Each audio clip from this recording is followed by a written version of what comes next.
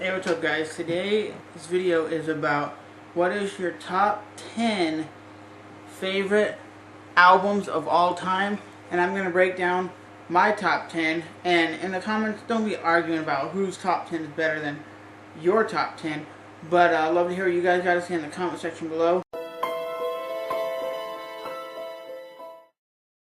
10 would have to be Metallica's Master of Puppets.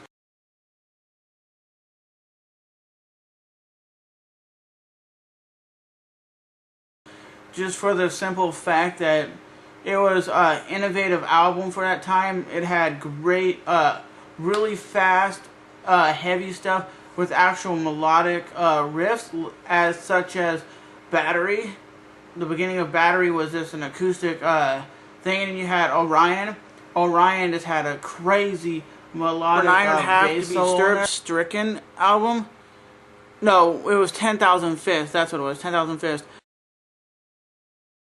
To be honest, that album was one of the best albums I've heard in the last 10 years. Just how innovative the solos were, and they proved that they were a band, not just a band who can write riffs, but they can write solos, little bass intros, and that band, Disturbed, is probably my favorite band of the last 10 years. The legendary Jimi Hendrix Live at Woodstock album. Before that album, I never even knew who Jimi Hendrix was, and probably in about 1999, 2000 when I've really heard who Jimi Hendrix was. Because I've always heard, before that I always heard Voodoo Child, and I wasn't familiar who that was, and I was like, that is sick. Whoever that artist is sick, and I thought, okay, that's more of a modern day music because it sounded more modern, but I found out it was Jimi Hendrix, and once I heard Woodstock, I was blown away, and ever since then, I was like, Jimi Hendrix is a beast. He's the best guitar player. As to go to Megadeth, and the album I'm choosing by Megadeth is Euthanasia.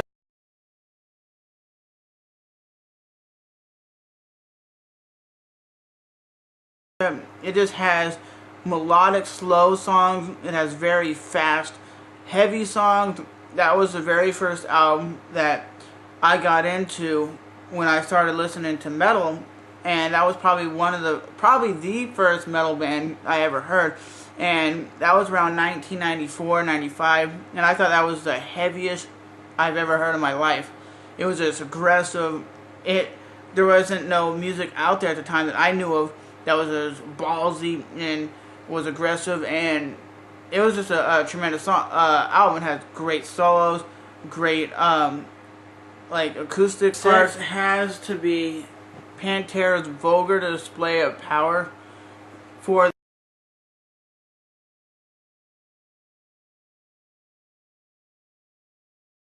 the fact that it was Walk. That song was insanely heavy when I first heard it, and when I played in high school, played high school football, every time we would play a game, they would play that song, and for the longest time, I didn't know who Pantera was until around 1999, 2000, and I know they were way back when, they were since like the early 90s and late 80s, but Vulgar Display of Power at that time was the most aggressive, like, thrash metal I've ever heard, and that's when I started really getting into Dimebag and figuring out that Dimebag was the, just overall the most innovative and best metal lead guitar player, and has to be Ozzy's Down to Earth album with Zakk Wylde. The album starts out with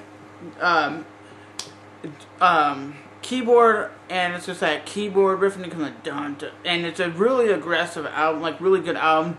And for being a newer album from Ozzy, I think he still has the magic and the determination to be the best rock musician of his generation. And that album, to me, is an underrated album because everybody's like, Ozzy's new album sucks, but I think it's one of his better albums, to be honest. Yes, you had a lot of the hits from like Crazy Train, and a lot of stuff like that. Mr. Crowling were back in the early 90s and late 80s, but this album to me was just tremendously good. And I think I'm number 4, would be Godsmack, Faceless.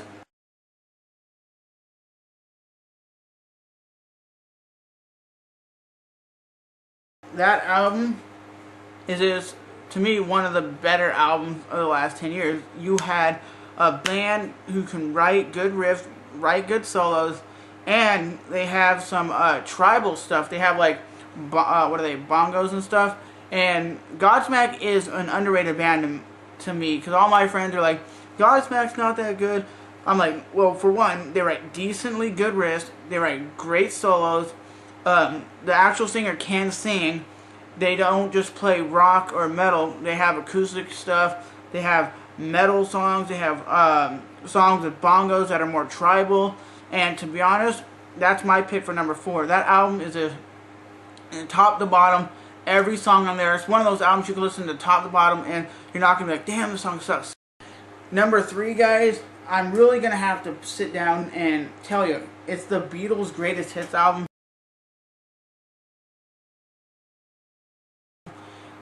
If you guys don't like the Beatles, if it wasn't for the Beatles, you wouldn't have a lot of music you have nowadays, because the Beatles were just a very innovative band for their time, because you didn't have bands out there playing this kind of, I guess you could say, rock and roll kind of music. And the Beatles are one of the most well-known bands ever. And even Michael Jackson did I think it was Michael Jackson did a cover of "Come Together" by the Beatles, and the Michael Jackson version wasn't even that great. Number 2 has to go to "Injustice for All" by Metallica. Yes, I'm a huge Metallica fan, probably the biggest Metallica fan ever. I love every Metallica album for one reason or another, but to be honest, this showed the skills that Metallica had with that long ass, what is it, Live to Die, I think it's called, the long ass instrumental song. It was just tremendously good. It proved to the world that Lars, their drummer, actually had talent.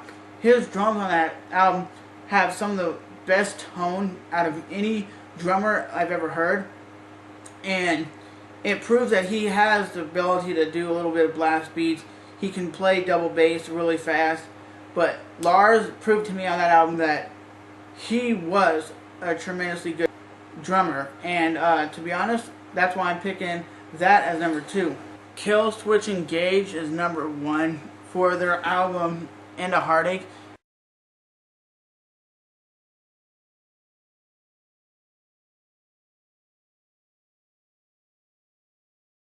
They actually take music, writing about love and writing about, not like the typical metal genre writes about like death and killing and evil stuff.